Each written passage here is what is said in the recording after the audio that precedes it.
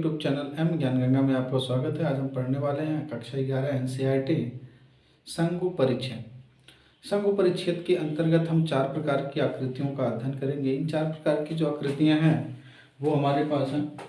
पहले जो होती है वो वृत्त होती है, दूसरा जो होता है उसे दीर्घवृत्त होती है, तीसरा होता है परवलय और चौथा होता है अति परवलय। वृत्त को इंग्लिश में सर्किल कहते हैं, दीर्घवृत्त को एलिप्स कहते हैं, परवलय को पैराबोला कहते हैं और अति परवलय को हाइपरबोला कहते हैं।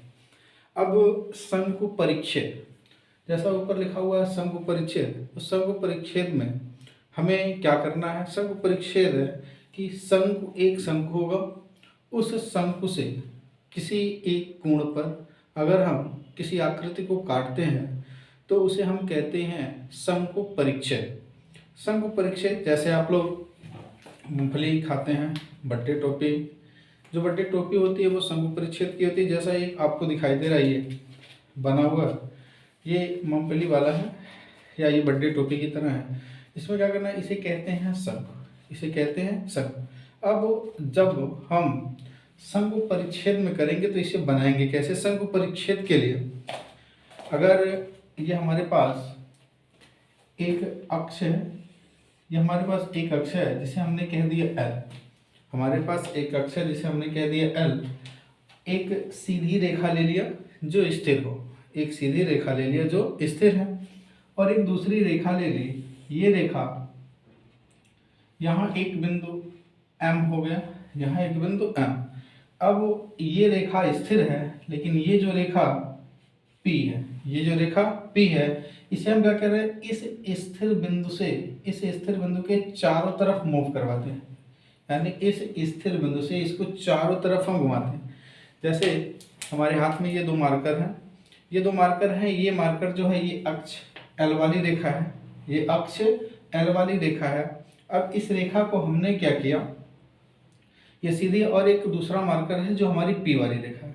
अब ये है, अब यहाँ जो हमारे पास ये रेखा है सीधी, ये एक सीधी रेखा जो एल वाली रेखा है और ये दूसरी वाली है जो पी वाली रेखा। हमने क्या किया, इस बिंदु को, इस रेखा को स्थिर मान के यहाँ एक बिंदु लिया, ये बिंदु भी स्थिर है और इन दोनों मार्करों के बीच में यहाँ जो कोण बन रहा है, इन दोनों मार्कर के बीच में यहाँ जो कोण बन रहा है ये कोण अल्फा है। अल्फा एक अचर कोण है, अल्फा एक अचर कोण है जो किसी स्थिति में परिवर्तन होने वाला नहीं है। अब हमने क्या कहते हैं, इसको मान के अब मैंने इस वाले को मैंने इस तरह घुमाया, इस तरह ऐसे ऐसे ऐसे ऐसे करके घुमाया, तो हम देख रहे हैं कि पहले ये ऐसी स्थिति में था, जब हमने इसे घुमाया तो घुमाने के बाद ये क्या हो गया, ऐसी स्थिति में आ गया। उसी प्रकार अगर ये बिंदु एम स्थिर है और इनके बीच का कोण अल्फा है, एम स्थिर है, इनके बीच का जो अचर कोण है वो अल्फा है, यदि हम इसे मूव करवाते हैं, अगर ये हम घुमा रहे हैं तो फिर ये घूमते घूमते घूमते एक ऐसी स्थिति होगी कि ये बिंदु ऐसे आ जाएंगे। अब ये बिंदु ऐसे आ गई, ये एक स्थिर बिंदु है और ये एक स्थिर रेखा है। ये जो बिंदु P है, ये रेखा P जो है वो क्या कर रही है कि मूव कर रही है, मतलब एक निश्चित बिंदु के परितः यह रेखा इस अक्ष के परितः घूम रही है। अक्ष के परितः क्या कर रही है, घूम रही है। अक्ष के परितः जब घूम रही है तो ये यहाँ एक इस प्रकार की आकृति बनेगी और यहाँ एक इस प्रकार की आकृति बनेगी। साथ ये हमारे पास ऊपर एक शंकु प्राप्त हो गया और एक शंकु नीचे प्राप्त हो गया। अब इस शंकु में, जैसे ये दोनों शंकु है, हमारे पास एक शंकु है जो आपको हम दिखा रहे हैं, ये हमने 2 शंकु बना के रखा हुआ। देखिए जैसे हमने क्या कर दिया, एक अलग शंकु है और एक अलग शंकु है, दोनों ये बराबर हैं, ये दोनों जो शंकु हैं ये बराबर है, दोनों शंकुएं बराबर हैं। तो क्या करते हैं, हमने क्या कर दिया, ये ऐसी एक आकृति बन गई, हमारे पास एक ऐसी आकृति बन गई जिसे हमने कह दिया कि ये शंकु, ये डमरू के आकार का है। डमरू आपने देखा मंदिर वगैरह में डमरू बजाए जाते हैं। अब ये डमरू है, अब डमरू के आकार का है तो ये ऊपर इधर की भी तरफ षट्कोआकार है और इधर की भी तरफ षट्कोआकार है। हमें पढ़ना क्या है, हमें पढ़ना है वृत्त, दीर्घवृत्त, परवलय, अति परवलय। अब इस वाले भाग में हमें किस कोण पर हम काटें, हम कौन से कोण पे काटें कि हमें वृत्त प्राप्त हो, कैसे काटते हैं, कि हमें दीर्घवृत्त प्राप्त होता है। कैसे काटते हैं कि परवलय होगा, और किस स्थिति में काटेंगे कि अति परवलय होगा। मान लीजिए हमारे पास एक ले लिया, इसमें से किसी एक शंकु को ले लिया, हमने किसी एक शंकु को ले लिया। जब हमने किसी एक शंकु को ले लिया, एक शंकु को ले लिया, ये ऊपर वाला शंकु इरेज कर दे रहा हूं मैं। ये मान लीजिए हमारे पास एक शंक्वाकार है, हमने क्या किया, ये शंकु ले लिया। अब हमने शंकु को ले लिया, शंकु को किया क्या कि ये जो शंक्वाकार भाग हमारा है, इस शंक्वाकार भाग पे हमने इस स्थिर बिंदु, इस स्थिर रेखा पे, हमने इस स्थिर रेखा से 90 अंश का कोण बनाते हुए काट दिया। जो काटा वो 90 अंश का कोण बना रहा था। जब काटा तो ये कितने अंश का बना रहा था, 90 अंश का। जब हमने इसे काटा तो ये जब कटा तो एक वृत्त के रूप में, जब इसे 90 अंश पे काटेंगे तो ये एक वृत्त बनेगा। जब 90 अंश पे काटेंगे तो ये क्या बनेगा, एक वृत्त बनेगा। ऐसा फिगर में नहीं दिख रहा, हम आपको काट के दिखा देते हैं। देखिए जैसे हमारे पास ये शंकु है, ये आपको शंकु दिखाई दे रहा है, इस शंकु, ये ऐसा ही शंकु है। हमने क्या कर दिया, इसे कहीं से भी, जैसे यहाँ एक स्थिर बिंदु होगा, एक सीधी लाइन है, मैं आपको ड्रॉ करके दिखा रहा हूं। ऐसे मान लीजिए हमने क्या कर दिया, इसको एक स्थिर बिंदु मान लिया, हमने इसे एक स्थिर बिंदु मान लिया। देखिए ये हमारा जो है वो एक सीधी रेखा है, जो स्थिर रेखा थी।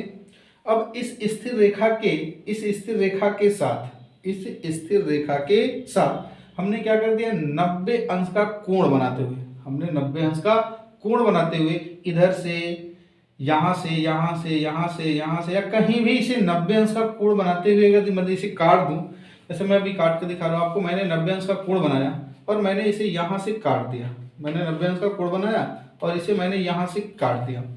अब जब मैंने इसे यहाँ से काट दिया तो ये आपको दिख रहा होगा, ये देखिए, ये आपको दिख रहा है कि ये पूरा का पूरा एक वृत्त दिखाई दे रहा है। थोड़ा सा कैमरे के पास में ला रहा हूँ, देखिए ये पूरा का पूरा एक वृत्त दिखाई दे रहा है। तो जब हम किसी शंकु को उसकी स्थिर रेखा के लंबवत काटते हैं, स्थिर रेखा के लंबवत काटते हैं, तो हमें एक ऐसी आकृति प्राप्त होती है और इसी आकृति को हम वृत्त कहते हैं। तो ये शंकु का परिच्छेद है, शंकु से काटा गया भाग, शंकु से काटा गया भाग। अब ये शंकु से काटा गया भाग है और ये वृत्त है, तो इसे हम कहते हैं वृत्त। तो ये तो वृत्त की बात हो गई। दूसरा आता है दीर्घवृत्त, दूसरा आता है दीर्घवृत्त। अब दीर्घवृत्त के लिए क्या करेंगे, हमारे पास एक शंकु होगा। दीर्घवृत्त के लिए ये एक शंकु है, यह शंकु बना लिया। इस शंकु में ये जो स्थिर रेखा है, इस शंकु में जो स्थिर रेखा है, शंकु में स्थिर रेखा ये है जिसको हमने नाम दे दिया L। अब शंकु में स्थिर रेखा है, यहाँ हम जब अल्फा जो ऊपर लिखा था मैंने, अल्फा बराबर 90 अंश था, जब अल्फा बराबर 90 पे काटा तो हमें वृत्त मिला। अल्फा बराबर 90 पे काटा तो हमें क्या मिल गया, वृत्त मिल गया। अब यदि अल्फा बराबर कोई कोण है, मतलब हम यहाँ से इस तरह काटना चाहते हैं, हमने यहाँ से इस तरह काट लिया, हमने यहाँ से इस तरह काट लिया। अब जब यहाँ से इस तरह काटा तो ये जो वृत्त बनेगा वो कुछ ऐसा वृत्त होगा, ये कुछ ऐसा वृत्त होगा, एक ऐसा वृत्त होगा, इस तरह का होगा। चलिए मैं आपको काट दूंगा, ये वृत्त से थोड़ा सा चौड़ा बनेगा, ये वृत्त से थोड़ा सा क्या बनेगा, चौड़ा बनेगा। जैसे हमारे पास ये एक शंकु है, ये आपको शंकु दिखाई दे रहा है, हमारे पास एक शंकु है। इस शंकु को हमने किया क्या कि हमने यहाँ से सीधा काटा था। इसके पहले वाले में मैं आपको दूसरा फिगर भी दिखाना चाहूँगा। यहाँ देखिए मैंने क्या किया था, एकदम इस रेखा के सीधे काटा था, लंबवत काटा था। जो हमारी रेखा कौन सी थी, ये वाली रेखा थी, इस रेखा के लंबवत काटा था। और जब लंबवत काटा था तो हमें एक सर्किल मिल गई थी और ये सर्किल कुछ ऐसे थे। अब सर्किल के बाद हमें इलिप्स दिखाना है, तो इलिप्स का मतलब हम इसे लंबवत ना काट के, हम इसे लंबवत ना काट के हम इसे किसी भी कोण पे काटें। जैसे मैं इसको काट रहा हूँ, अब मैं इसे किसी भी कोण पे काटूंगा, किसी भी कोण पे यदि मैं इसे ऐसे काट देता हूँ, मैं इसे किसी भी कोण पे काट रहा हूँ, ऐसे काट रहा हूँ। अब मैंने इसे किसी भी कोण पे काट दिया। अब जब मैंने इसे किसी भी कोण पे काट दिया, अब आपको एक आकृति वृत्त की ही तरह दिखाई दे रही होगी। ये एक ऐसी आकृति दिखाई दे रही है, हमने इसे किसी भी कोण पे काटा, जब मैंने इसे किसी भी कोण पे काटा तो एक हमें आकृति दिखाई देने लगी जो वृत्तीय है। यहाँ इसको थोड़ा सा काट देते हैं, ये ऐसे हो गया।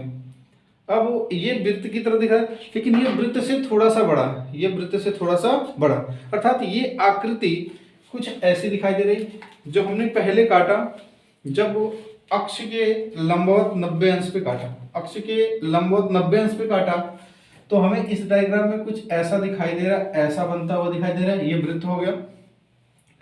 दूसरा जो हमने काट के रखा है, आप देखिए दूसरी जो फिगर काट के दिख रही है, ये जो फिगर दिख रहा है, ये फिगर दिख रहा है, ये कुछ ऐसा दिख रहा है, ये कुछ ऐसा दिख रहा है, ये वृत्त है, ये वृत्त है, ये दीर्घ वृत्त है। दीर्घ वृत्त का मतलब हम इसे किसी भी कोण पे काट लें, हम इसे किसी भी कोण पे काट लें, इस प्रकार की जो आकृतियां होती हैं हम इसे कहते हैं दीर्घ वृत्त। अब आता है परवलय। परवलय में हमने किसी भी शंकु को, जैसे हमारे पास ये एक शंकु है, इस शंकु को हमने क्या कर दिया, इस शंकु को हमने यहाँ नीचे से काट दिया, नीचे से काट दिया। नीचे से काटने का मतलब मैं आपको काट के दिखा रहा हूं थोड़ा सा। नीचे से काटने का मतलब ये है कि हमने क्या कर दिया, इसे यहाँ से, देखिए मैं इसे काट रहा हूँ, ये इसे मैंने यहाँ से इस तरह काट दिया, ऐसी आकृति में काट दिया, यहाँ पे ऐसे काट दिया हमने।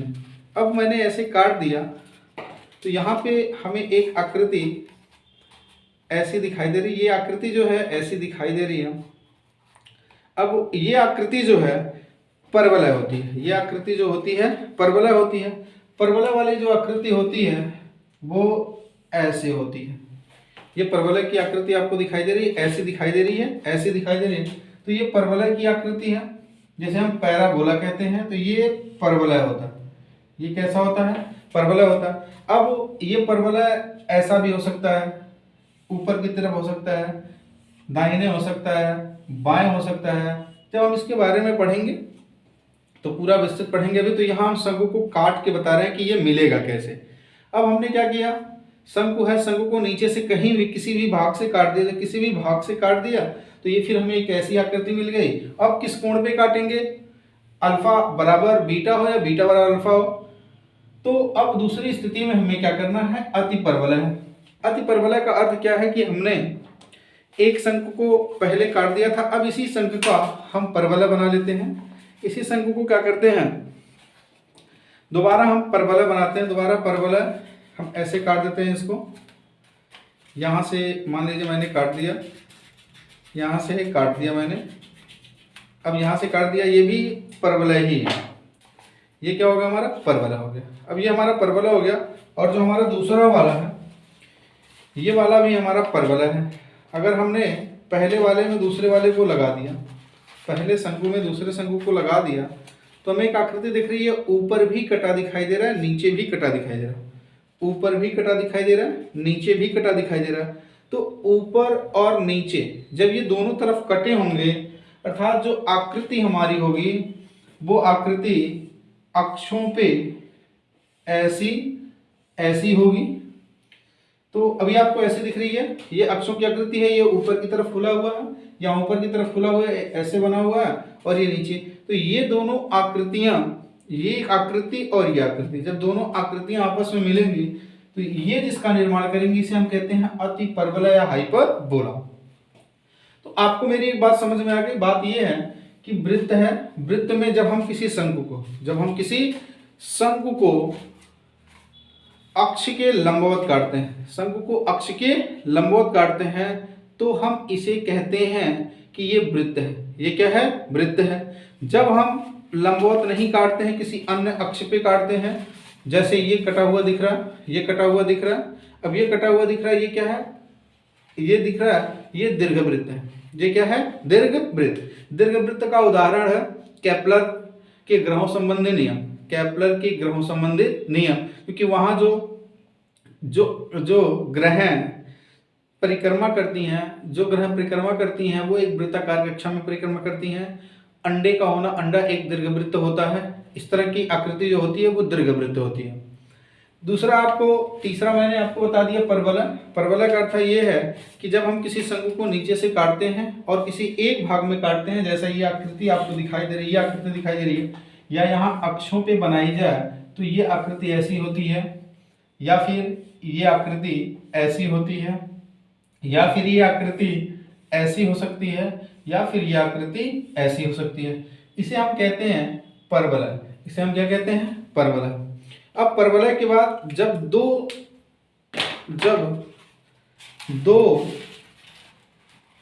परवलयों को जोड़ दिया जाए, जब दो परवलयों को जोड़ दिया जाए तो ये जो परवलय होता है, इस वाले परवलय को और इस वाले परवलय को, जब दो परवलय जोड़ दिए जाते हैं तो इस प्रकार के परवलय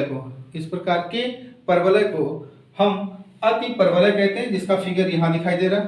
अब इसका फिगर यहाँ जो चित्र हमें दिखाई दे रहा है, जो हमें ये चित्र दिखाई दे रहा है, ये ऐसा है, ऐसा है। ये हो सकता है कि जो हमारा ये चित्र है वो ऐसा भी हो सकता है, ऐसा भी हो सकता है।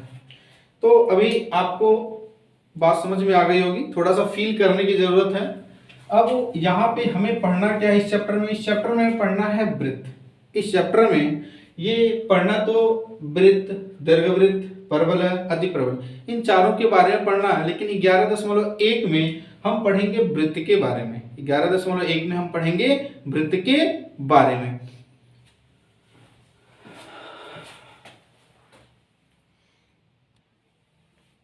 बिंदु है, इस स्थिर बिंदु के चारों तरफ कुछ गोली चक्कर लगा। जैसे स्थूल बिंदु के चारों तरफ ये स्थिर बिंदु है, इस स्थिर बिंदु के चारों तरफ चक्कर लग रहा, तो इस स्थिर बिंदु के चारों तरफ चक्कर लग रहा, तो यहाँ से एक बिंदु ये होगा, एक बिंदु ये होगा, एक बिंदु ये होगा, एक बिंदु ये होगा, ये एक बिंदु होगा, ये एक बिंदु होगा। अर्थात इस बिंदु से, स्थिर बिंदु जिसका निर्देशांक O है, स्थिर बिंदु से इसके चारों तरफ की जो दूरियां होंगी वो समान होंगी। स्थिर बिंदु से इसके चारों तरफ की जो दूरियां होंगी वो समान होंगी। तो फिर वृत्त की परिभाषा हो जाती है कि वृत्त एक स्थिर बिंदु का ऐसा समुच्चय होता है जिससे सभी दूरियां समान हो, या फिर एक स्थिर बिंदु से समान दूरी पर स्थित, एक स्थिर बिंदु से समान दूरी पर स्थित जो सभी दूरियां होती हैं वो आपस में बराबर होती हैं, ऐसी आकृति जो बनती है, इस प्रकार की आकृति को हम वृत्त कहते हैं। अब माना कि इस वृत्त का जो केंद्र है, इस वृत्त का केंद्र है H, K। इस वृत्त का केंद्र है H, K। वृत्त का केंद्र, ये वृत्त का केंद्र है और वृत्त के केंद्र के निर्देशांक है H, K। और यहाँ से यहाँ तक इस वृत्त की परिधि पे कोई बिंदु है जिसका निर्देशांक है x, y। इस वृत्त के केंद्र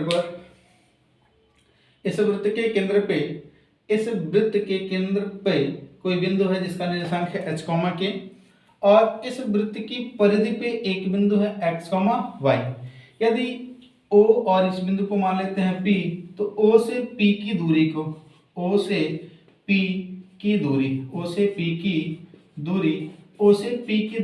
R कहते हैं। O से P की दूरी को क्या कहते हैं? R, जिसे हम त्रिज्या कहते हैं, वृत्त की त्रिज्या कहते हैं। अब इसे वृत्त की त्रिज्या कहते हैं। तो दो बिंदुओं के बीच की दूरी निकालने का सूत्र होता है, हमारे पास होता है दो बिंदुओं के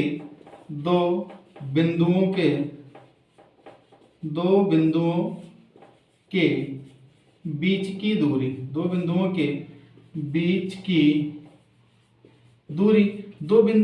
की दूरी के लिए होता है, दो बिंदुओं के बीच की दूरी फार्मूला होता है हमारे पास x1 माइनस x2 का whole square plus y1 minus y2 का होल स्क्वायर। बहुत कुछ लोग इसे लिखते हैं x2 माइनस x1 का whole square plus y2 minus y1 का होल स्क्वायर। आपको जिस फॉर्म में लिखना है उसे लिख सकते हैं, x2 माइनस x1 का whole square plus y2 minus y1 का होल स्क्वायर भी होता है, और x1 माइनस x2 का whole square plus y1 minus y2 का होल स्क्वायर भी होता है।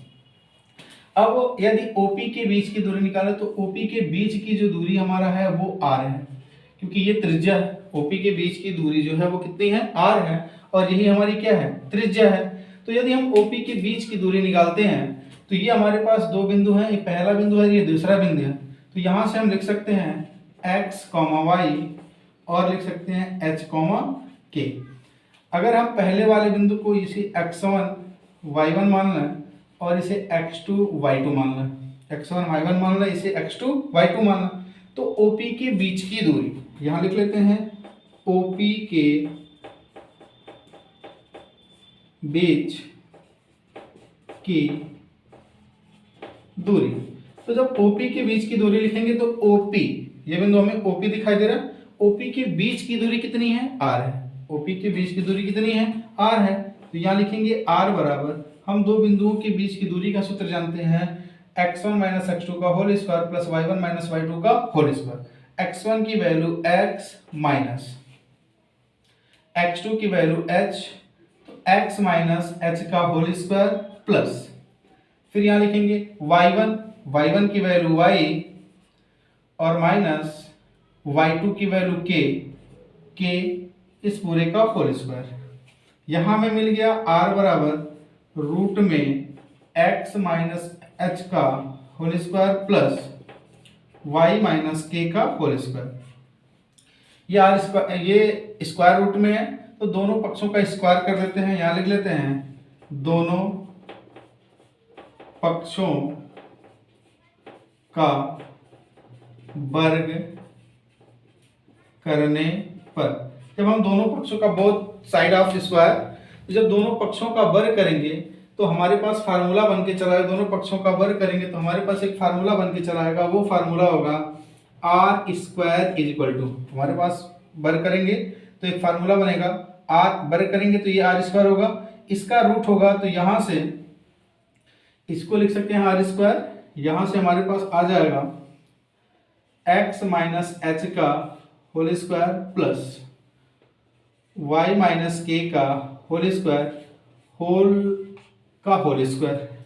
यहाँ से जब इसका स्क्वायर करेंगे तो ये रूट खत्म हो जाएगा, हमारे पास एक फार्मूला आ जाएगा आर स्क्वायर बराबर x माइनस एच का whole square plus y minus के का होल स्क्वायर।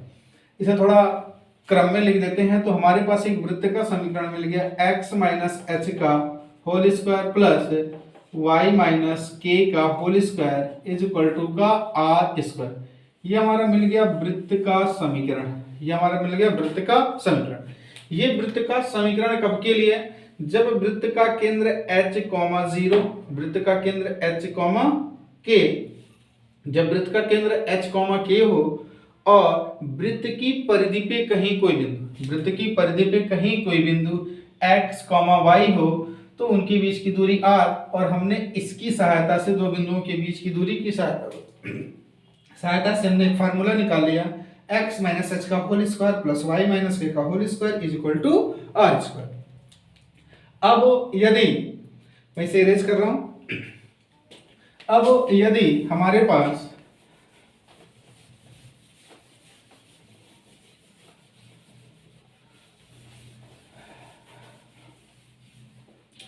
हमें एक फार्मूला मिल गया, वो फार्मूला ये है कि x माइनस एच का whole square plus y minus के का होल स्क्वायर बराबर आर स्क्वायर। ये तब के लिए है जब वृत्त का केंद्र, हमें पता होगा कि वृत्त का केंद्र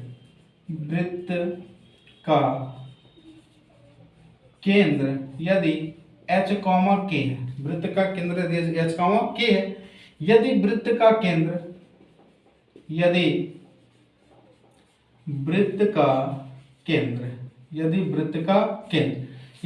का केंद्र 0, है, यदि वृत्त का केंद्र 0, है, तो उस स्थिति में वृत्त का समीकरण क्या होगा, यदि वृत्त का केंद्र 0, हो तो वृत्त का समीकरण, यदि वृत्त का केंद्र 0, हो तो वृत्त का समीकरण, तो यदि वृत्त का केंद्र 0, हो तो वृत्त का समीकरण, तो हम जानते हैं कि वृत्त का केंद्र जब h, k था तो यहाँ h और k था, यदि वृत्त का केंद्र अब 0, होगा तो h की जगह पे भी 0 और k की जगह पे भी 0, 0 0 रखेंगे तो यहाँ लिखेंगे x माइनस 0 का whole square plus y minus 0 का होल स्क्वायर बराबर r स्क्वायर। 0 में से x में से 0 जाएगा, यहाँ सिर्फ बचेगा x square plus y square बराबर r स्क्वायर। अर्थात जब वृत्त का केंद्र 0 0 होगा तो वृत्त का समीकरण, अब ये बन गया वृत्त का समीकरण X square plus Y square is equal to R square. तो अब ये बात क्लियर हो गई कि जब वृत्त का केंद्र h k होगा, वृत्त का केंद्र h k होगा तो उस वृत्त का समीकरण x माइनस एस का whole square plus y minus के का whole square is equal to का आर स्क्वायर होगा। और यदि वृत्त का केंद्र 0 0 होगा, मूल बिंदु से होके जाएगा, तो ये X square plus Y square बराबर का हो जाएगा आर स्क्वायर। अब इस पे सवाल लगा लेते हैं, एक आध एग्जांपल कर लेते हैं। जैसे मान लीजिए हमारे पास दे रखा है, एक एग्जांपल कर लेते हैं।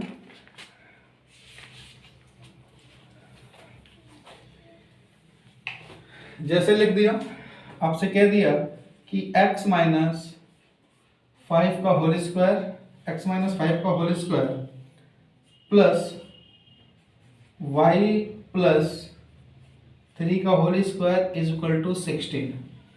एक्स स्क्वायर माइनस 5 का whole square plus y plus 3 का whole square is equal to 60।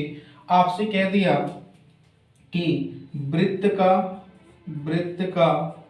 केंद्र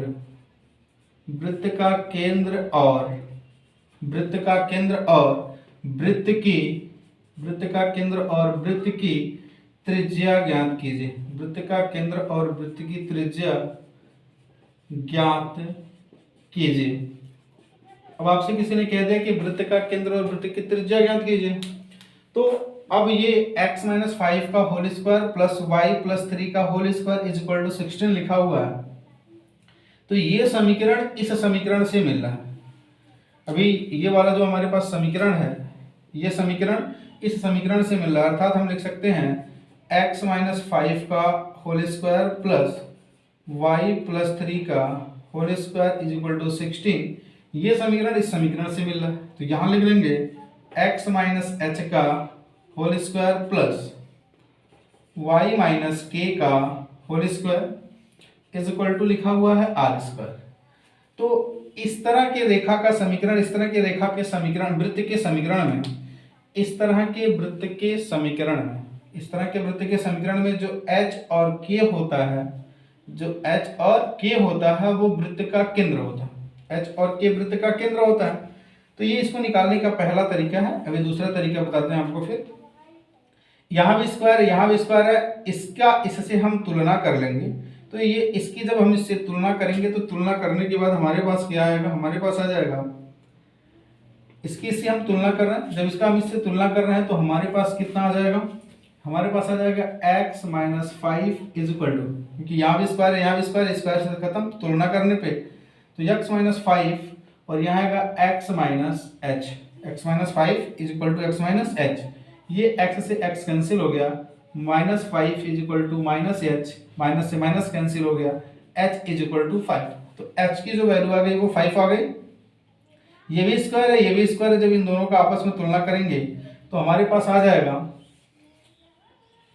जब तुलना करेंगे तो फिर हमारे पास आ जाएगा y plus 3 is equal to y plus 3 is equal to y minus K, y plus 3 is equal to y minus के।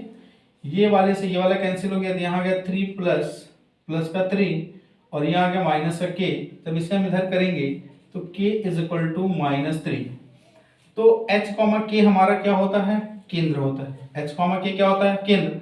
तो इसके केंद्र के निर्देशांक जो होंगे वो हमारे पास आ जाएंगे 5 कामा माइनस 3, 5 कामा माइनस 3। और r स्क्वायर बराबर 16 दिया है, तो यहाँ से लिखेंगे r स्क्वायर बराबर 16, तो r बराबर आएगा 4। तो वृत्त का केंद्र 5 कामा माइनस 3 होगा और वृत्त की जो त्रिज्या होगी वो 4 इकाई होगी। तो यहाँ से हम तुलना करके h और k का मान निकालेंगे। अर्थात इस तरह का समीकरण x square minus 5x plus Y plus 3 का होल स्क्वायर इक्वल टू 60 हो, तो हम दिए गए समीकरण का वृत्त के समीकरण से तुलना कर लेंगे, दिए गए समीकरण का वृत्त के समीकरण से तुलना कर लेंगे और फिर वहां h और k का मान निकालेंगे जो दिए गए वृत्त का केंद्र होता है, और r का मान निकालेंगे दिए गए वृत्त की त्रिज्या होती है। अब वृत्त का व्यापक समीकरण क्या देखते हैं। वृत्त का व्यापक समीकरण, ये वृत्त का व्यापक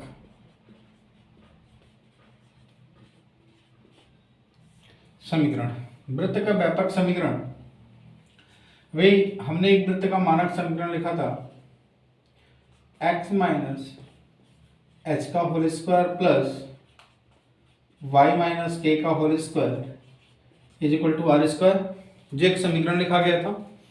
इसी को थोड़ा सा हम ओपन कर देते हैं। यहाँ लिखेंगे a square plus b square minus 2ab plus, इसको तोड़ेंगे तो ये हो जाएगा a square plus b square minus 2ab, ये आ जाएगा आर स्क्वायर। यहाँ लिख लेते हैं X square plus Y square, x square plus Y square minus 2 X H minus 2 Y K plus H square plus के square minus are square is equal to का 0, इतना आ गया। अब यहाँ थोड़ा सा मान लेते हैं, क्योंकि ये तीनों एक अचर राशि का योग है, तो अचर राशि का योग और अंतर दोनों बराबर होता है। तो यहाँ से लिख सकते हैं, यहाँ लिख लेते हैं माना एच स्क्वायर प्लस के square minus are square equal का 0, x square plus a square, x square plus के square minus are square equal का यहाँ सी मान लेना, एच स्क्वायर प्लस के square minus are square equal to c मान लिया, और h बराबर माइनस जी और k बराबर माइनस एफ। जहाँ h लिखा होगा वहाँ माइनस जी और जहाँ k लिखा होगा वहाँ माइनस एफ लिख लेंगे। ये समीकरण नंबर 1, ये समीकरण नंबर 2, ये समीकरण नंबर 3 और ये समीकरण नंबर 4 कर लेते हैं। यहाँ लिख लेते हैं समीकरण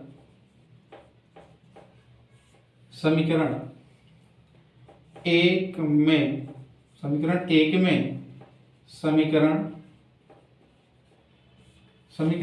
में समीकरण 2, 3, 4 का मान रखने पर, जब मान रखेंगे तो हमारे पास आ जाएगा X square plus Y square minus 2x into H की जगह माइनस जी, तो ये माइनस जी माइनस 2y और k की जगह माइनस एफ, तो ये माइनस एफ प्लस जहाँ h है उसकी जगह माइनस जी लिखना है, तो माइनस जी का स्क्वायर प्लस k की जगह माइनस एफ लिखना है, तो माइनस एफ का square minus are square equal का 0। ये हल कर लेंगे तो ये X square plus Y square, ये माइनस है और ये माइनस, माइनस और माइनस प्लस, तो प्लस 2gx, ये माइनस और ये भी माइनस, तो माइनस माइनस प्लस बन जाएगा। ये आ जाएगा 2fy और ये प्लस माइनस का स्क्वायर, माइनस माइनस प्लस हो जाएगा, तो ये एफ स्क्वायर, सॉरी ये आएगा पहले जी लिखेंगे, तो ये आ जाएगा g square plus F square minus are square is equal to j. अभी हमने इस पूरे को जहाँ मान लिखा था सी लिख सकते हैं, मान रखने के बाद यहाँ सी लिख सकते हैं, तो ये हमारे पास आ जाएगा X square plus Y square plus 2gx plus 2fy plus का c इक्वल का 0। ये हमारे पास एक वृत्त का व्यापक समीकरण बन गया। वृत्त का व्यापक समीकरण, वृत्त का व्यापक समीकरण है X square plus Y square plus 2gx plus 2fy plus c is equal to 0। तो इस तरह के वृत्त का जो केंद्र होगा, इस तरह के वृत्त के समीकरण का जो केंद्र होता है, तो इस केंद्र को यहाँ h कॉमा की केंद्र होता है, तो ये g और माइनस f केंद्र होगा। X square plus Y square plus 2gx plus 2fy plus c बराबर 0 की तरह का केंद्र जो होगा माइनस g माइनस f होगा, और इसकी जो त्रिज्या होगी, और जो इसकी त्रिज्या होगी, और जो इसकी त्रिज्या होगी, त्रिज्या क्या होगी? त्रिज्या हमने यहाँ लिखा हुआ है कि c is equal to h square plus के square minus are square. h की जगह पे g रखना है, तो यहाँ लिखेंगे c बराबर g square plus F square minus are square. R square को इधर लेके आएंगे तो यहाँ आ जाएगा are square is equal to g square plus F square minus c. तो ये आर इज इक्वल टू आ जाएगा हमारे पास g square plus F square minus c square. तो जो त्रिज्या होगा वो आ जाएगा g square plus F square minus का सी स्क्वायर। ये त्रिज्या आ गया। तो यदि वृत्त का समीकरण X square plus Y square plus 2gx plus 2fy plus c बराबर 0 का है, तो उसका जो केंद्र होगा वो 2 माइनस जी माइनस एफ होगा, और उसकी जो त्रिज्या होगी वो g square plus F square minus c, ये स्क्वायर फॉर्म में नहीं है तो माइनस सी हो जाएगी। अब इस पे एक एग्जांपल कर लेते हैं, ये हमारा फार्मूला होता है। इस पे एक एग्जांपल कर लेते हैं।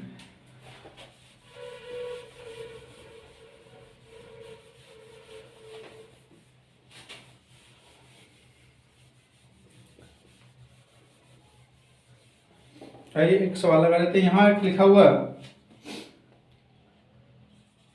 एनसीईआरटी किताब का एग्जाम्पल नंबर 3 है।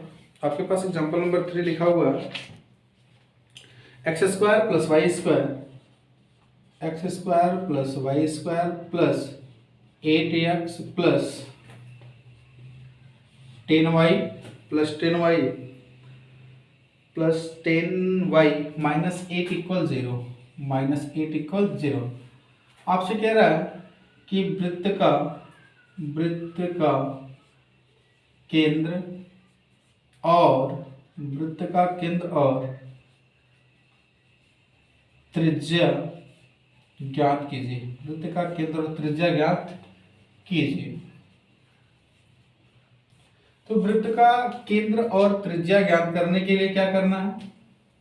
इस समीकरण की इस समीकरण से तुलना कर देनी है। यहाँ लिखना है X square plus Y square plus 8x plus 10y minus 8 equal 0, और X square plus Y square plus 2gx plus 2fy plus c equal 0 से तुलना करने पर। तो हमें तुलना किसका करना है? हमें इनका नहीं करना, हमें जिसमें x से गुणांक की तुलना करना और y में y के गुणांक की तुलना करना। तो यहाँ ये x से x खत्म हो जाएगा, तो यहाँ हमारे पास आ जाएगा 2g इज इक्वल टू 8, तो g इज इक्वल टू आएगा 8 और ये बाई 2, ये आ जाएगा 4। y की तुलना करेंगे तो हमारे पास 2f is equal to 10, f is equal to 10/2, तो f इज इक्वल टू आ जाएगा 5।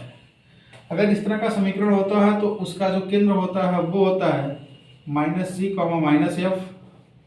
तो माइनस जी की वैल्यू कितनी है 4, और माइनस एफ की वैल्यू कितनी है 5, तो यहाँ लिख देंगे 5। तो इसका केंद्र होगा -4 -5। त्रिज्या बतानी है r बराबर आप जान रहे होता है जी की वैल्यू कितनी है 4 का स्क्वायर प्लस एफ की वैल्यू कितनी है 5 का स्क्वायर माइनस सी की जो वैल्यू यहाँ से तुलना करेंगे तो ये आ जाएगा -8।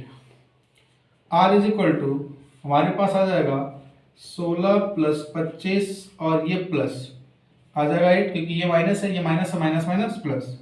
आर इज इक्वल टू इनको ऐड करेंगे तो ये होगा 49, ये आ जाएगा 7। तो आर की वैल्यू जो होगी वो 7 होगी। आर की वैल्यू कितनी हो जाएगी 7 हो जाएगी, और इनके केंद्र जो होंगे वो -4, -5 होंगे। तो ये वृत्त का व्यापक समीकरण है। अब आइए वृत्त का समीकरण, अभी हमें अब वृत्त का समीकरण एक प्रकार का होता है वृत्त का समीकरण। वृत्त का समीकरण जब वृत्त के व्यासों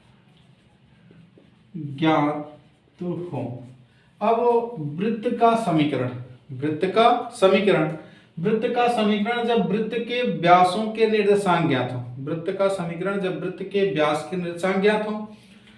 तो अगर हमारे पास ये एक वृत्त है,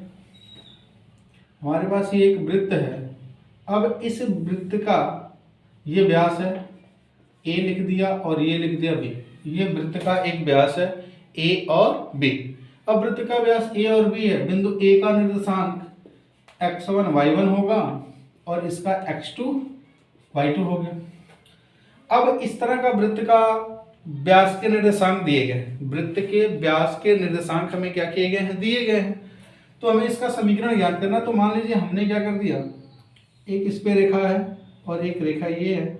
यहाँ कोई एक स्वतंत्र बिंदु है जो इस पूरे परिधि पे, यहाँ कोई एक स्वतंत्र बिंदु है, ये बिंदु P लिख देते हैं, इसका निर्देशांक x, y है। इस पूरे परिधि पे स्वतंत्र रूप से परिभ्रमण कर रहा है। इस पूरे पे स्वतंत्र रूप से क्या कर रहा है, परिभ्रमण कर रहा है। अब ये स्वतंत्र रूप से परिभ्रमण कर रहा है, अगर ये स्वतंत्र रूप से परिभ्रमण कर रहा है तो हमने क्या कर दिया, इस पे लंब डाल दिया। अर्धवृत्त का एक परिमेय होता है, अर्धवृत्त का कोण समकोण होता है। ये होता है अर्धवृत्त का कोण समकोण होता है। अगर अर्धवृत्त का कोण समकोण होता है, अर्धवृत्त का कोण समकोण होता है, तो अर्धवृत्त का कोण समकोण होता है, इसके लिए हमने लिख दिया कि अर्धवृत्त का कोण समकोण होता है। अब ये समकोण है तो हम लिखेंगे AP लंब है, AP लंब है, AP लंब है PB पे, AP लंब है PB पे। अगर AP लंब PB पे, तो अगर दो रेखाएं एक दूसरे पे लंब होती हैं तो उनकी प्रवणताओं का गुणनफल -1 के बराबर होता है। यदि दो रेखाएं परस्पर लंब होती हैं तो उनकी प्रवणताओं का गुणनफल, दो रेखाएं परस्पर लंब हैं तो उनकी प्रवणताओं का गुणनफल -1 के बराबर होता है। तो यहां हम लिख सकते हैं AP की प्रवणता गुणे AP की प्रवणता गुणे PB की प्रवणता, ये -1 के बराबर होती है। AP की प्रवणता गुणे PB की जो प्रवणता होती है वो -1 के बराबर होती है। प्रवणता के लिए क्या होता है, प्रवणता के लिए हम लिख सकते हैं x, प्रवणता के लिए फार्मूला होता है हमारे पास y2 - y1 बटे x2 - x1। तो यहाँ लिख सकते हैं y - y1 बटे x - x1, और इसके लिए लिखेंगे y - y2 बटे x - x2, ये इक्वल का हो गया -1। अब इन दोनों का आपस में गुणा कर देते हैं तो ये आ जाएगा y - y1 और ये y - y2 इक्वल, इस दोनों को यहाँ ट्रांसफर कर देते हैं तो ये -1 x - x1 और x - x2, इसको हम इधर पक्षांतर करेंगे तो हमारे पास आएगा y minus y1 y minus y2 plus, ये माइनस है, पक्षांतर इधर करेंगे तो प्लस बन जाएगा। ये आएगा x माइनस x1 और ये आएगा x माइनस x2। पक्षांतर इधर कर दे तो इधर जाएंगे तो कुछ नहीं बचेगा, लिखेंगे 0। अब यहाँ से x को पहले कर देते हैं, y को बाद में कर देते हैं, तो यहाँ हम लिख सकते हैं x minus x1 x minus x2, बीच में ये प्लस का साइन है तो प्लस का साइन लिख लिया। हमारे पास बचा y माइनस y1 और y minus y2 is equal to 0। ये हमारे पास एक और सूत्र आ गया, ये हमारे पास एक और सूत्र आ गया। ये हम कब प्रयोग करेंगे, ये हम कब प्रयोग करेंगे? ये सूत्र हम प्रयोग करेंगे जब वृत्त का व्यास दिया हो, जब वृत्त का व्यास दिया हो और एक स्वतंत्र बिंदु है जो वृत्त के परिधि के चारों तरफ घूम रहा है। इसका प्रयोग, इस सूत्र का प्रयोग हम तब करेंगे जब ये वृत्त के व्यास पे, वृत्त के व्यास के दो बिंदु देगा, यानी वृत्त के व्यास बिंदु दिए गए हों और एक स्वतंत्र बिंदु है जो चारों तरफ क्या कर रहा है, घूम रहा है। तो ये वृत्त का समीकरण जब वृत्त के व्यासों के निर्देशांक ज्ञात हो, वृत्त के व्यास के बिंदु, जब वृत्त के व्यास के निर्देशांक ज्ञात हो तब के लिए हमारा ये फार्मूला होता है। अब हमने दो फार्मूला, ये तीसरा फार्मूला था। हमने पहला फार्मूला पढ़ा, जो हमारा पहला फार्मूला था वो था x माइनस एच का whole square plus y minus के का होल स्क्वायर बराबर का आर स्क्वायर, ये पहला था। हमने दूसरा पढ़ा X square plus Y square plus 2gx plus 2fy plus c equal का 0। तीसरा भी हम लोगों ने पढ़ा, तीसरा फार्मूला हम लोगों ने पढ़ा x minus x1 x minus x2 plus y minus y1 और y माइनस y2 इक्वल का 0। अभी हमारे पास एक चौथा फार्मूला है वृत्त के लिए। अब यदि वृत्त के लिए फार्मूला, आइए वृत्त का समीकरण, वृत्त का समीकरण, वृत्त का समीकरण जब, वृत्त का समीकरण जब वृत्त की परिधि, जब वृत्त की परिधि ज्ञात हो या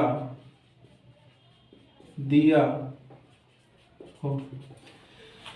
अभी हम वृत्त के चौथे समीकरण के बारे में, चौथे प्रकार के समीकरण के बारे में बात करेंगे। चौथे प्रकार के समीकरण के बारे में बात करेंगे तो वृत्त का समीकरण जब वृत्त की परिधि ज्ञात हो या दिया हो।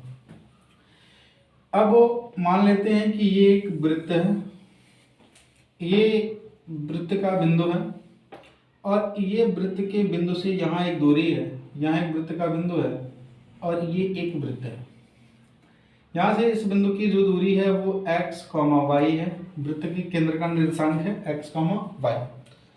अगर ये x, y है, यहाँ से यहाँ की जो दूरी होगी इसे हम r कहेंगे। बिंदु O है और ये बिंदु P है। OP की जो दूरी है, OP की दूरी, OP की दूरी बराबर r दिया हुआ। अब OP की दूरी बराबर r दिया हुआ, अब यहाँ से मान लेते हैं कि ये उल्टी तरफ जो कोण जा रहा है वो थीटा जा रहा है, उल्टी तरफ जो कोण जा रहा है वो कितना जा रहा है, थीटा जा रहा है। अब अगर ये थीटा जा रहा है तो एक स्थिति में ये जो थीटा ऐसे जा रहा है, इस बिंदु से ऐसे जा रहा है, वो एक थीटा ऐसे रहा होगा, एक बार थीटा इक्वल, अब अगर ये ऐसे रहा होगा, ऐसे रहा होगा, इसका मतलब ये थीटा इक्वल 0 रहा होगा। अब थीटा जैसे जैसे जैसे जैसे बढ़ रहा है वो वैसे वैसे वैसे इसका मान बढ़ा, तो थीटा का मान 0 से, थीटा का मान 0 से 2 पाई तक जाएगा। थीटा का मान 0 से 2 पाई तक जाएगा। अब 0 से 2 पाई जाने का मतलब क्या है कि एक बार ये हमारा जो थीटा यहाँ घूम के, पहले हमारा थीटा ऐसे था, इसी रेखा पे था, अब ये ऐसे ऐसे मूव कर रहा है, जैसे जैसे जैसे जैसे जैसे जैसे जैसे ये घूमेगा तो ये पूरा का पूरा घूम के आएगा, ये पूरा का पूरा क्या करेगा, घूम के आएगा। अब यदि ये अक्ष बना दिया जाए, ये अक्ष बन गया, तो ये y होता है और ये x होता है। यहाँ से हमने इस पे लंब डाल दिया, यहाँ पे हमने इस पे लंब डाल दिया। ये x और y बिंदु हैं, x और y है। यहाँ ये बिंदु हमारा कौन सा है, P है।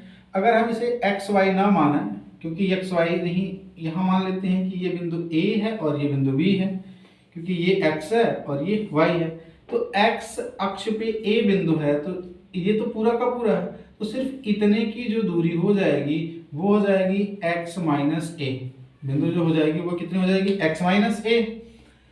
और ये x अक्ष के समांतर है, इसलिए ये दूरी पूरी की पूरी x अक्ष है। इतनी दूरी a है, तो इतनी दूरी x माइनस ए हो जाएगी। अब ये वाली जो दूरी है, ये वाली दूरी है जो y अक्ष के लंबवत है। अब ये y अक्ष के लंबवत है, तो इस दूरी को हम लिख सकते हैं, ये वाली दूरी होगी y माइनस बी, ये वाली दूरी होगी y माइनस बी। ये O है, ये P है, मान लेते हैं कि ये Q है। तो ये लंब डाला, तो ये हमें ये लंब डाला है, तो हमें मिल गया एक त्रिभुज, त्रिभुज OPQ।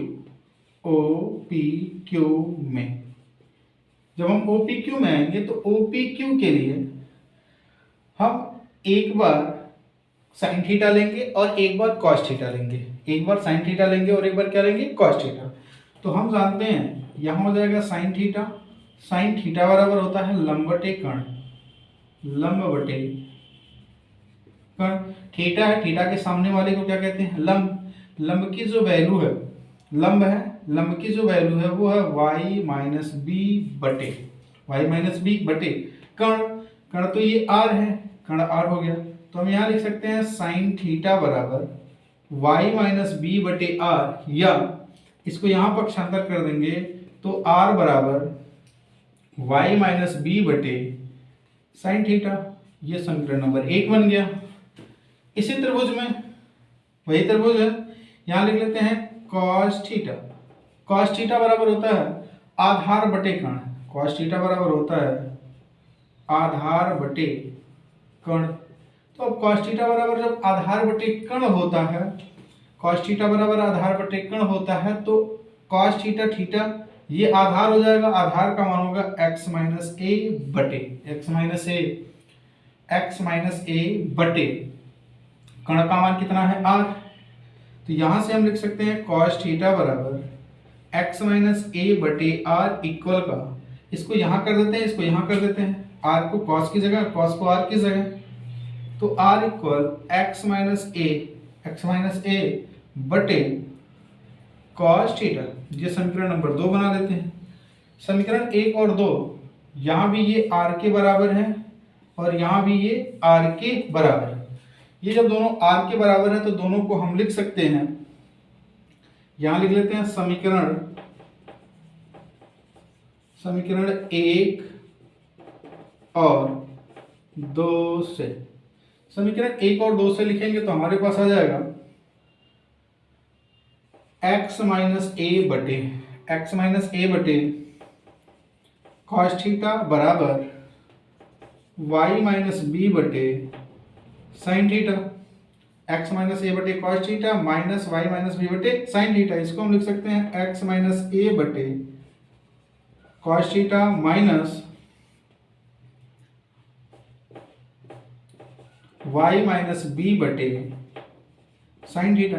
ये हमारा पता चल गया, ये हमारा एक समीकरण मिल गया। ये समीकरण कब के लिए, जब इसकी परिधि और ये पूरी की पूरी परिधि 2 पाई के बराबर है। पूरी की पूरी परिधि किसके बराबर है, 2 पाई के बराबर है। तो हम इस सूत्र का प्रयोग करेंगे, ये हमारा बन जाएगा x माइनस ए बटे cos थीटा माइनस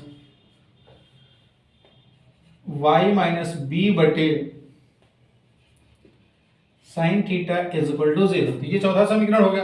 अब वृत्त में जो इंटरसेक्ट पार्ट होते हैं, मतलब उनके अंतः खंडित भाग का मान, वृत्त में उनके अंतः खंडित भाग के मान होते हैं। आइए उसके बारे में देखते हैं।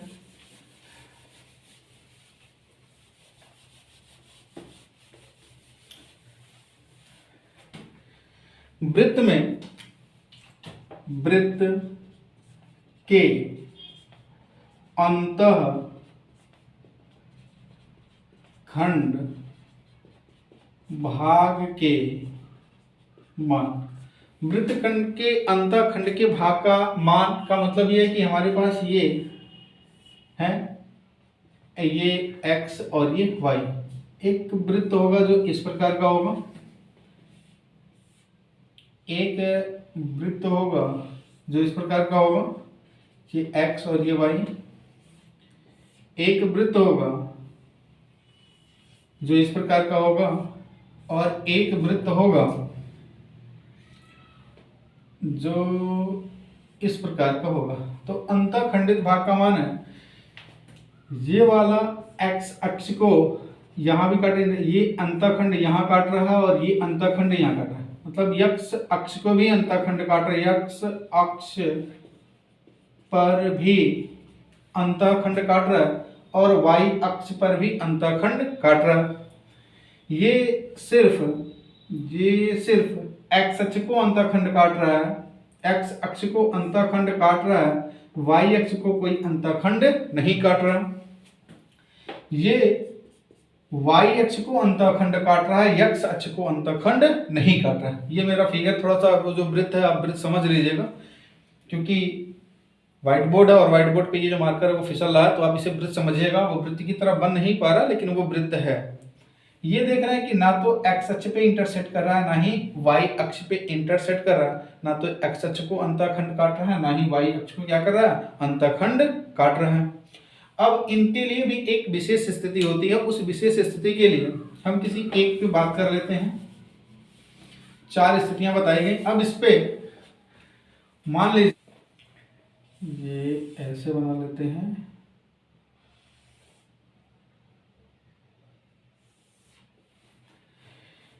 ये हमारे पास एक वृत्त है जो x को भी अंतःखंड काट रहा है और y को भी अंतःखंड काट रहा है। ये इस बिंदु पे काट रहा है, ये इस बिंदु पे काट रहा है, इस बिंदु पे काट रहा है और इस बिंदु पे काट रहा है। इस बिंदु का निर्देशांक a है, इस बिंदु का निर्देशांक b है। इस बिंदु का निर्देशांक a है, इस बिंदु का निर्देशांक कितना है, b है। अब यदि a और b है तो इस बिंदु का निर्देशांक होगा x1, 0। इस बिंदु का निर्देशांक होगा x2, 0। इस बिंदु का निर्देशांक होगा 0, y1। इस बिंदु का निर्देशांक होगा 0, y2। अब ये इंटरसेक्ट कर रहा है, मतलब काट रहा है, तो इसका जो मान होगा वो कितने के बराबर, इंटरसेक्ट अंतःखंड का मान कितना होगा, इसके अंतःखंड का मान कितना होगा। अंतःखंड का मान निकालते हैं तो AB का मान निकालते हैं तो ये x1 है, तो modulus x1 minus x2, modulus x1 minus x2। ये मॉडुलस लगाने का मतलब है कि ये वैल्यू ऋणात्मक तो आएगी नहीं, तो ऋणात्मक नहीं आएगी, इसलिए x1 माइनस x2 लिख दिया। अब यदि ये x अक्ष पे करती है, कौन से अक्ष पे करती है, ये x अक्ष पे करती है, ये x अक्ष पे करती है, तो ये हमारा एक समीकरण है। इस समीकरण में हम लिख सकते हैं x square plus Y square plus 2gx plus 2fy plus c equal का 0। अब ये ए बी काटती है x अक्ष पे, तो y की वैल्यू यहाँ 0 होगी, y इक्वल 0। जब y इक्वल 0 होगा तो ये भी 0, ये भी 0, तो हमारे पास में जब y इक्वल टू 0 होगा तो हमें ये भी 0 होगा और ये भी 0 होगा, तो हमारे पास आएगा X square plus 2gx, X square plus 2gx plus c is equal to 0। अब यहाँ x1 और x2 जो हमने लिखा हुआ है ये आपको द्विघात समीकरण दिखाई दे रहा है। ये आपको क्या है, द्विघात समीकरण। अगर ये द्विघात समीकरण दिखाई दे रहा है तो इस द्विघात समीकरण से हमें कितनी वैल्यू मिलने वाली है, 2। द्विघात समीकरण से कितनी वैल्यू मिलेगी, 2 वैल्यू मिलेगी। अब अगर हमें 2 वैल्यू मिलेगी तो इसका इंटरसेक्ट कितना होगा, means x1 minus x2 modulus जो होगा वो कितने के बराबर आएगा। वो जो वैल्यू होगी वो होती है d बटे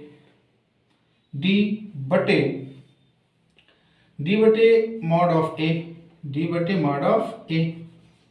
अब d बटे मॉड ऑफ a होती है तो d की जो वैल्यू होती है वो होती है रूट में b स्क्वायर 2g का होल स्क्वायर माइनस 4ac 4 ए की वैल्यू 1 है और इंटू सी है, बटे यहाँ ए है। ये समीकरण जो होता है स्टैंडर्ड फॉर्म जो होता है उसका वो होता है a x square plus b x plus c के फॉर्म का। तो ए की जगह पे 1 है तो यहाँ 1 लिख दिया। इसको थोड़ा सा और सॉल्व करते हैं तो ये हमारे पास आ जाएगा 4g square minus 4c, 4g square minus 4c। इसे आप लिख सकते हो 4 कॉमन आएगा तो यहाँ आ जाएगा 2 रूट में g स्क्वायर माइनस c। तो ये हो गया x1 माइनस x2 का अंतःखंड, x1 माइनस x2 अर्थात x अक्ष पे कटा अंतःखंड जो होगा वो 2 रूट में g square minus c, root में 2g स्क्वायर माइनस c बन जाएगा। अब इसी प्रकार यदि हम y पे काटते हैं, इसी प्रकार यदि हम कहाँ काटते हैं y पे, तो y का जो इंटरसेक्ट होगा अंतःखंड, तो y का अंतःखंड, जो y का अंतःखंड होगा वो कितना होगा, y का अंतःखंड होगा तो यहाँ z है, x का है तो z है, y का होगा तो f होगा। तो यहाँ आ जाएगा y के लिए आएगा 2 रूट में f स्क्वायर माइनस सी, 2 रूट में f स्क्वायर माइनस सी बन जाएगा। तो ये इनका अंतःखंड होता है। तो हमारे पास एक और फार्मूला आ गया, यानी जो हमारा पांचवा फार्मूला है, पांचवा है x अक्ष पर अंतःखंड। x अक्ष पे अंतःखंड क्या होता है 2 रूट में जी स्क्वायर माइनस सी और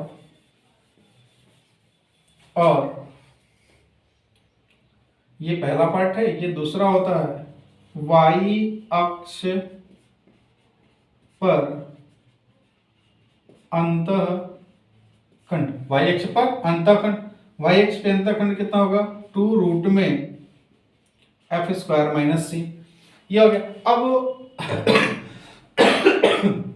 वृत्त संबंधित कुछ विशेष स्थितियां कि हमें यह निर्धारित करेगा कि ये वृत्त हैं कि नहीं है। वृत्त संबंधित विशेष स्थितियां, वृत्त की विशेष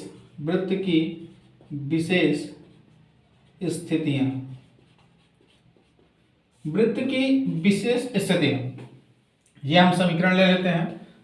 इस समीकरण में X square plus Y square plus 2gx plus 2fy plus c is equal to 0 लिखा।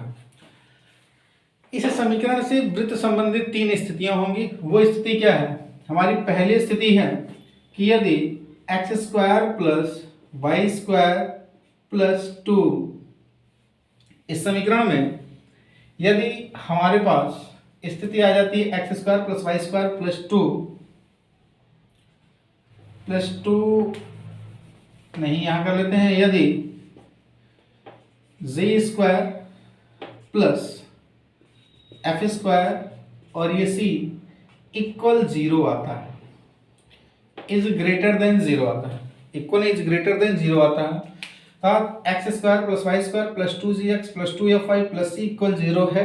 ये एक प्रकार के वृत्त का समीकरण है, एक वृत्त का व्यापक समीकरण है। इस व्यापक समीकरण के लिए यदि जी square plus F square minus c is greater than 0, यदि इसकी वैल्यू पॉजिटिव आती है तो ये वृत्त है, ये वृत्त है।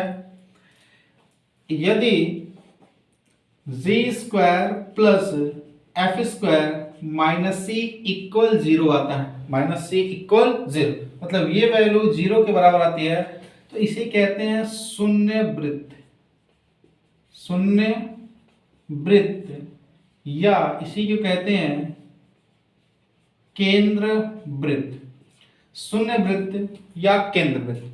शून्य वृत्त या केंद्र वृत्त क्या होता है, शून्य वृत्त या केंद्र वृत्त का मतलब होता है जो वृत्त का केंद्र होता है वो भी एक प्रकार का वृत्त होता है। शून्य वृत्त या केंद्र वृत्त का मतलब होता है जो वृत्त का केंद्र होता है वह खुद एक प्रकार का वृत्त होता है। तो यदि ऐसी स्थिति आती है तो वो शून्य वृत्त कहलाएगा। और तीसरी स्थिति है यदि जी square plus F square minus c is greater than 0, यदि इसकी वैल्यू ऋणात्मक आती है तो ये वृत्त की तरह तो दिखता है, लेकिन ये वृत्त है नहीं। वृत्त की तरह तो दिखता है लेकिन ये वृत्त है नहीं।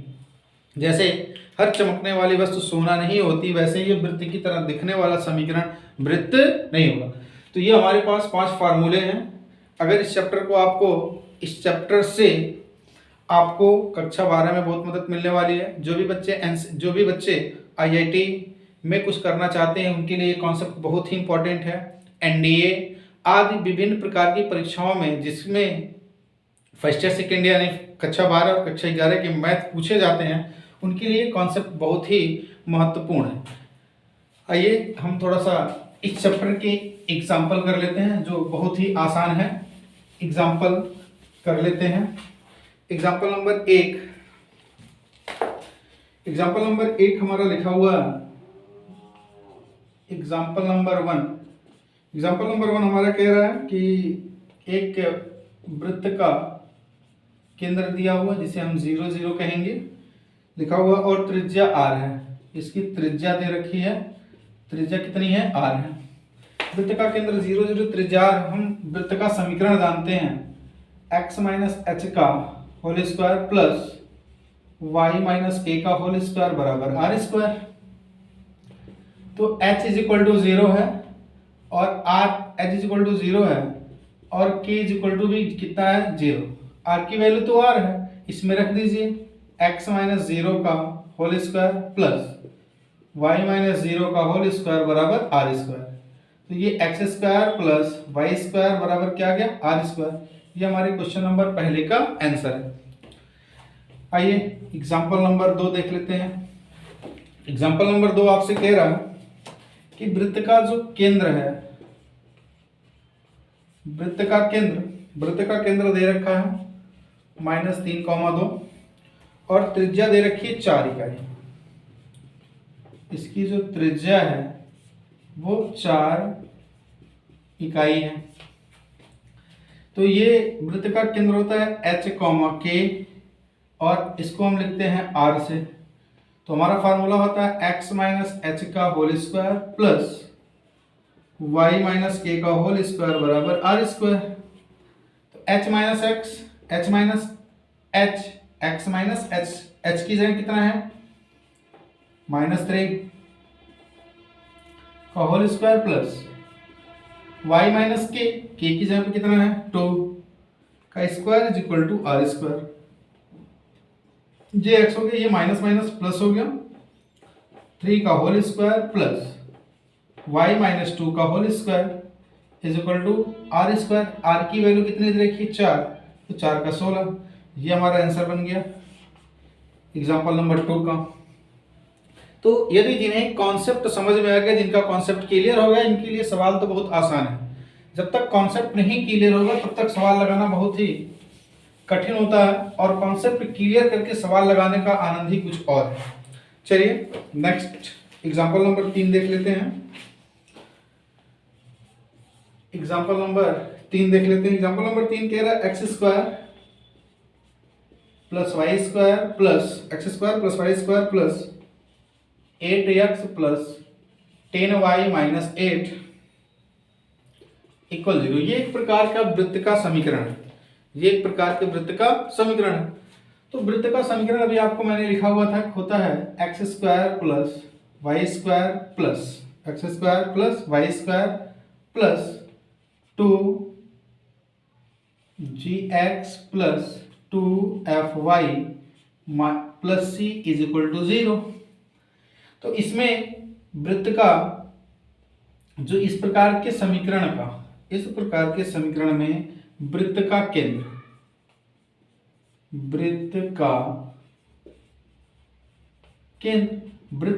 क्या होता है?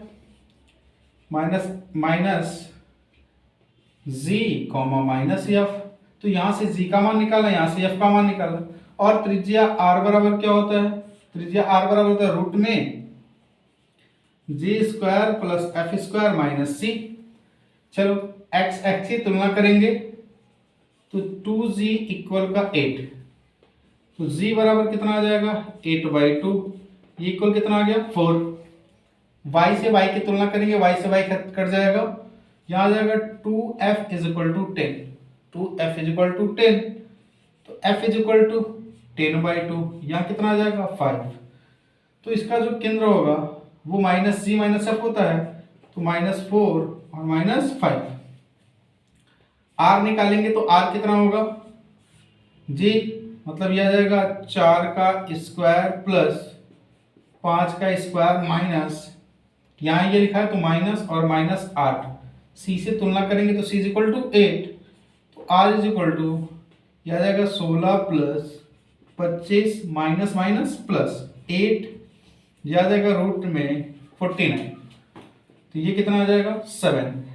तो जो इसकी त्रिज्या थी r इज इक्वल टू 7, मात्रक या इकाई, तो r की वैल्यू 7 मात्रक या इकाई थी, ये मात्रक या इकाई थी। इसका जो केंद्र था वो इतना था। यदि आपको ये वीडियो अच्छे लगे हो तो वीडियो को लाइक करिए, अगर आप हमारे चैनल पर नए हैं तो चैनल को सब्सक्राइब करिए। अगर ये वीडियो लगता है आपको कि आपके यार मित्रों के काम आने वाला है तो उन यार मित्रों को ये वीडियो शेयर करिए। वीडियो पे अभी तक बने रहने के लिए आपका बहुत बहुत